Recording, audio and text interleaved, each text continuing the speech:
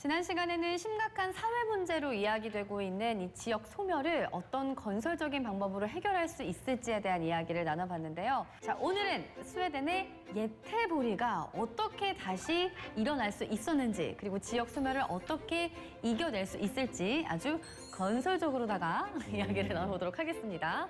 자, 교수님, 정말 궁금합니다. 예테보리가 도대체 어떻게 도시를 재건한 거죠? 저희가 예테보리에서 좀 살펴봐야 되는 거는 자신의 주력이었던 자동차와 조선업을 포기했는데 사실은 그거에 대한 핵심은 놓치지 않았다는 거예요. 그래서 자동차를 제조하는 데는 자기네들이 도저히 생산성에서 경쟁력을 갖추지 못하니까 전기차로 바꾸고 배터리, 그다음에 좀 커넥트카라고 얘기 들어보셨죠? 예, 그래서 미래 자동차 쪽으로 완전히 이 자신들의 핵심 역량을 완전히 스마트 기술로 바꿨네요. 그렇죠. 그리고 또 하나 이제 예테보리에서 좀 우리가 착안해야 되는 것은 제가 유럽에서 이런 지방 도시들이 이선에서 물러나면서 어떻게 다시 살아났나 봤더니 그 지역의 대학들의 역할이 굉장히 컸더라고요. 지역의 대학들이 과연 이 도시가 앞으로 무엇을 해서 먹고 살아야 되나라는 것을 진짜 열심히 연구했고, 두 번째, 자동차 만들던 사람들이 갑자기 뭘 다른 걸 할 수 없잖아요. 그러니까 대학에서 이 사람들에 대한 재보수 교육, 그다음에 뭔가 자기의 경력을 업그레이드할 수 있는 교육 프로그램들을 엄청 많이 만들었어요. 근데 이 역시 1, 2년 갖고 한 게 아니죠. 그렇군요. 예, 근데 이렇게 장기간 하려면 정부도 꾸준히 노력을 해야 되고 정부를 믿고 민간도 계속 돈을 투자하면서 같이 협력해야 되는데 산학연 협력이라는 것이 제가 보니까 정말 유럽 도시에서 아주 대표적으로 성공을 했더라고요. 예테보리의 일화만 보더라도 우리 부산, 우리 지역 도시들도 아직 희망을 버리기에는 너무 이르다 그렇게 생각을 합니다. 살아날 겁니다. 이 지역 소멸이라는 게 민간의 힘만으로는 어떻게 극복할 수 있는 그런 게 아닌 것 같아요. 그렇다면 지역 소멸에 대응해서 어떤 일을 해야 할지. 이 건설적으로 볼 때 이제 정비가 가장 큰 정책 대안이 될 수 있을 것 같습니다. 이제 중소도시 같은 경우에는 빈집들, 그 소규모 주택들 이게 많지 않습니까? 리바이벌 시키는 그 활성화 정책들이 필요하다고 보는데, 안전 문제가 심각하거나 보존 가치가 없는 빈집을 철거해가지고 공터로 만든 다음에 이걸 또 우리가 또 다른 용도로 쓸 수가 있잖아요. 공터를 재활용하는 건데 어떤 방식으로 쓸 수 있을까요? 그렇죠. 일단은 철거한 다음에 공터를 만든 다음에 이거를 주차장으로 쓸 수가 있고, 소규모 공원으로 쓸 수가 있고, 텃밭으로도 활용할 수가 있고, 그러니까 도시에서 활용할 수 있는 공동체 공간으로 쓰이기도 하고, 요즘은 그것도 많이 하잖아요. 예술 공간. 지역에 약간 그 이름 없는 예술인들이 모여가지고 공동적으로 예술할 수 있는 그런 공간으로 활용하는 케이스들이 많아요. 근데 그냥 집이 비었다고 이거를 그냥 정비를 할 수만 없는 거잖아요. 집 주인이 있기 때문에 허락을 구하는 것도 굉장히 까다로운 문제일 것 같아요. 그래서 정부가 이제 빈집 및 소규모 주택 정비에 관한 특례법을 만들었어요. 특별법을. 그래서 이제 1년 정도 집을 비워두거나 방치를 하면 좀 뭔가 강제적으로 할 수 있는 법을 만들었는데 이게 빈집으로 인지가 된 이후부터 1년이에요.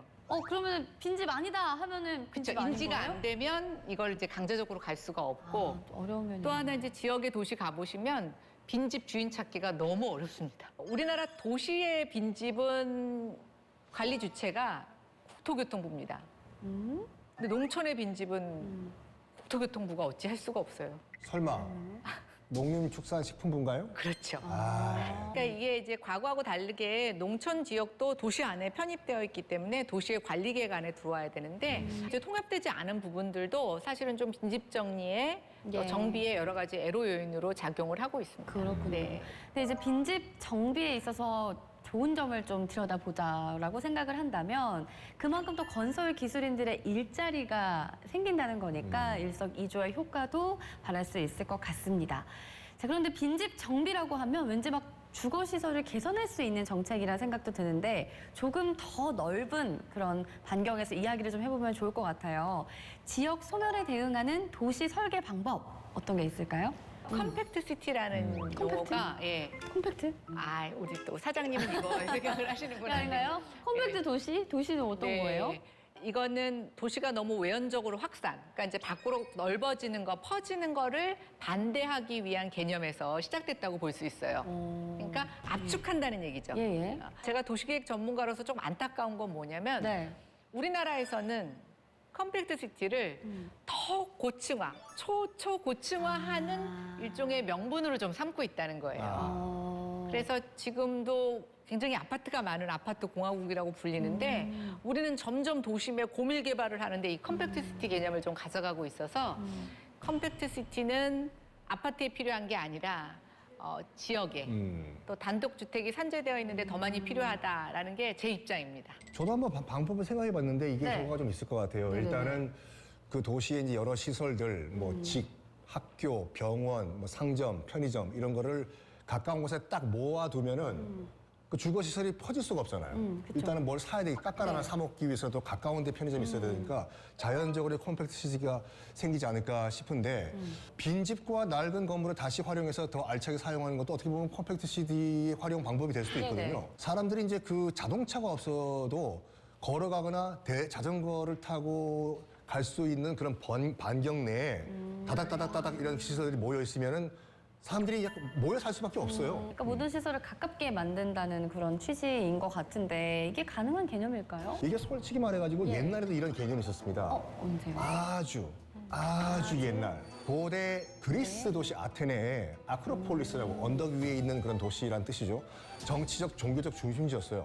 행정, 상업, 종교 같은 것이 다 모여 있는 그런 곳이었는데 예. 사람들이 모여가지고 토론을 하는 아고라, 그리고 또 종교의식을 치르는 파르테논 신전, 극장 같은 것이 다 한 군데 모여 있다 보니까 도시가 퍼지지 않고 방금 교수님께서 말씀하신 것처럼 컴팩트 시티가 가능했던 거죠. 네, 근데 그 많은 곳을 다 걸어 다닐 수 있다라는 상상을 해보면 대체 크기가 어느 정도였을까요?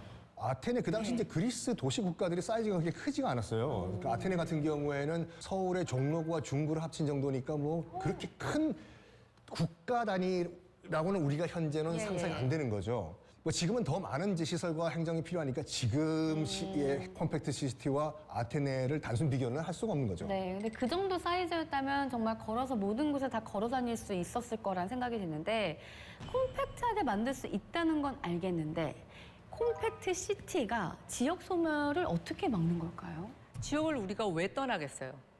불편하니까 떠나는 거예요. 여기서 내가 필요로 하는 도시의 편리함을 누릴 수 없기 때문에 예, 떠나는 거거든요. 예. OECD하고 UN에서 이 컴팩트 시티의 어떤 기본 원칙 같은 것들을 만들어서 하고 있는데 그 중에 하나가 고밀 개발도 있습니다. 그러니까 흩어져 있지 말고 좀 모아서 기능을 합쳐놓자. 두 번째는 대중교통을 좀 활성화해서 네. 사람들이 굳이 차를 갖고 움직이지 않아도 원활하게 움직일 수 있게끔 해주자. 네. 세 번째는 걷기 좋은 공간을 만들자는 거죠. 제가 원하는 곳에 걸어서 다 접근할 수 있다면 사실은 국민 건강에도 되게 도움이 되거든요. 네. 그래서 그 세 가지 원칙을 아. 하고 있는데 저는 지방에 이제 예를 들어서 뭐 병원, 학교 이런 편의시설이 다 모아져 있고 대중교통이 원활하고 굳이 복잡한 서울에서 살 이유가 없겠죠. 네. 과거의 콤팩트 시티가 아테네라면 현재는 어떤 곳이 있을지 궁금한데 대표적인 콤팩트 시티 어디가 있을까요? 가깝게 이제 일본이 사실은 고령화 지역 세태를 우리보다 좀 먼저 겪었어요. 그래서 이제 일본에 이런 사례가 많은데 제가 얼마 전에 다녀온 도야마시라고 있습니다. 도야마시는 2005년까지만 해도 소멸 위기를 걱정하던 도시였어요. 그런데 그 이후에 여기도 이제 그 지자체장이 이런 컴팩트 시티에 대한 아이디어에 착안해서 지역 내에 경전철을 하나 놨어요. 그래서 사람들이 언제든지 걸어서 타서 손쉽게 지역을 돌 수 있게끔 만들고 또 일본 같은 경우에도 아파트보다는 단독주택이 많다 보니까 병원 가기도 어렵고 학교도 막 가기도 어려운데 이제 그런 공공시설들을 다 한꺼번에 모아서 사람들이 여기서 움직이기 되게 편하게 편하게 만들었더니 네. 이곳에서 갑자기 사람들이 인구가 늘어나는 거예요. 사람들이 모일 수밖에 없네요. 그렇죠. 네. 그러면 일본이 아닌 다른 나라에서도 이 성공적으로 콤팩트 시티를 만든 곳이 있을까요?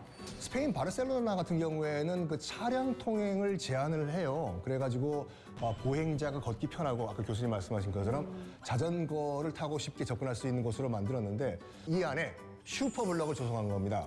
9개의 블럭을 하나의 슈퍼블럭으로 묶은 건데 그 안에는 노카, 차가 들어올 수 없다 이거예요. 그럼 당연히 소음도 줄고 대기 오염도 줄이고 그 근처에 살고 있는 주민의 삶의 질 많이 올라갔겠죠. 네. 들어보니까 많은 도시가 콤팩트 시티를 만들려고 할 때 자동차를 제한하고 또 대중교통시설을 만들려고 노력을 하고 있네요. 우리가 하나 더 좀 소개할 만한 컴팩트 시티의 모범적인 사례가 있어요. 싱가포르 가보셨나요? 싱가포르는 정말 도시만의 모든 기능들을 압축시켜놨어요. 맞아. 다니기 싱가포르에 여행을 가시면 싱가포르는 지하철만 이용하면 사실은 도시 곳곳을 다 다닐 수가 있어요. 싱가포르에 이렇게 할 수 있었던 것은 전체 토지의 90%가 국영지예요.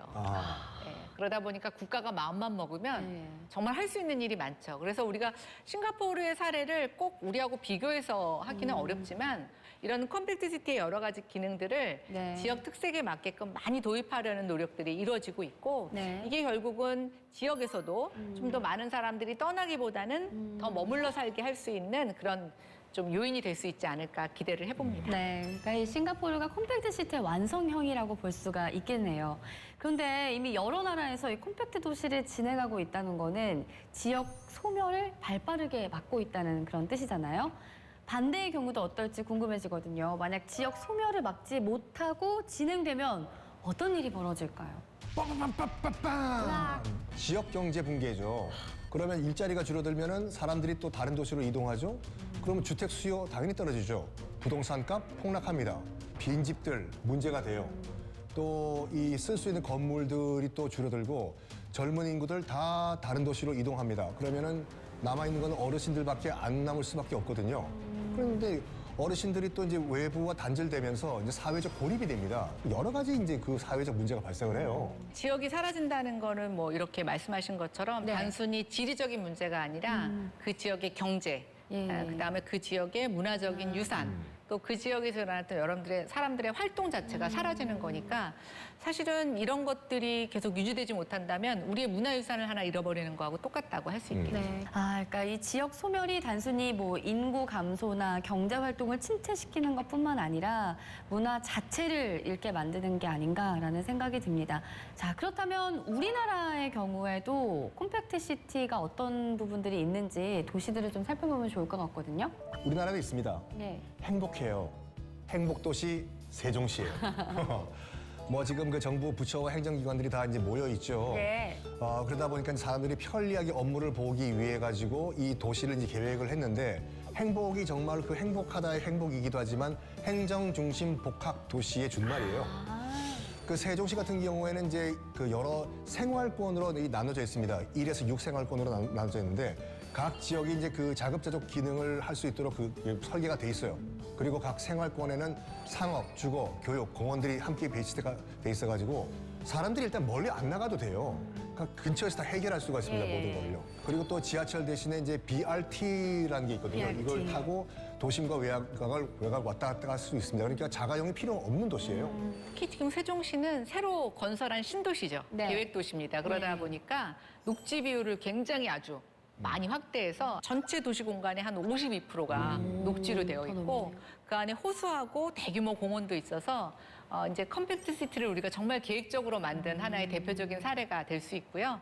정부 부처가 거기로 가다 보니까 일자리가 있잖아요. 실제로 세종시는 출산율이 되게 높은 도시로도 유명해요. 그래서 이제 우리가 컴팩트 시티로 만들어서 일자리까지 제공하면 저출생 문제도 해결할 수 있다라고 하는 어떤 작은 희망을 볼 수 있는 도시? 네, 저는 그렇게 생각합니다. 네. 그래서 컴팩트 도시에 대해서 함께 알아봤는데요. 체계적인 도시 계획으로 토지를 효율적으로 관리하고 또 주거 지역과 상업 지구를 혼합해서 효율성을 높이는 콤팩트 도시.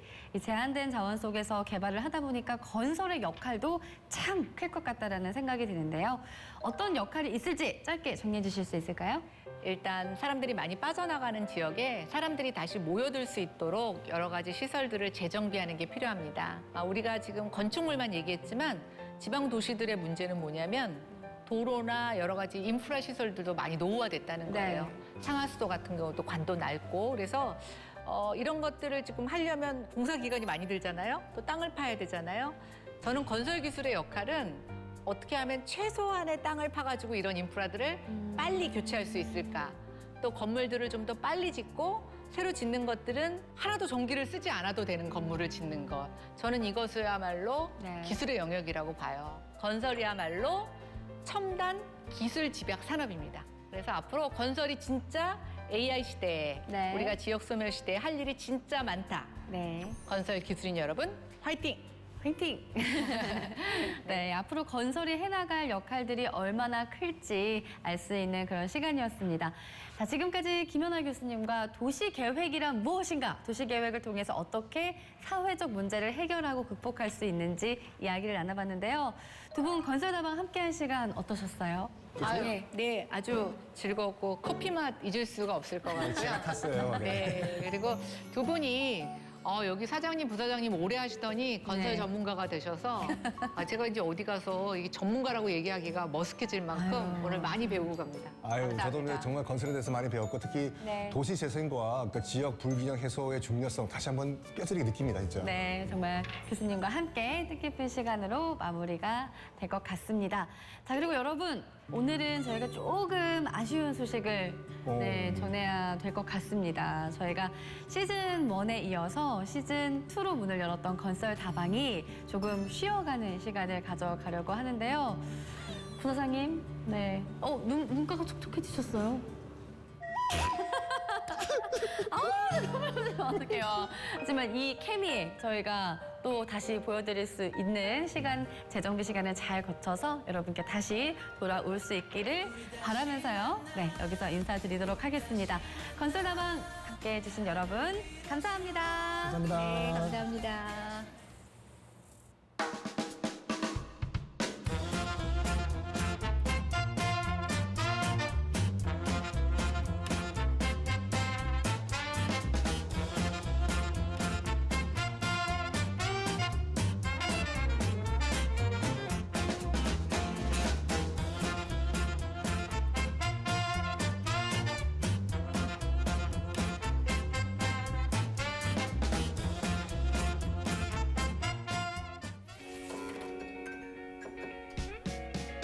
어떤가요?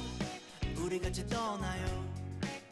언덕 넘어 해가 지면은 그대 위해 마차를 준비했지. 마차 타고 끝내라도 떠나볼까.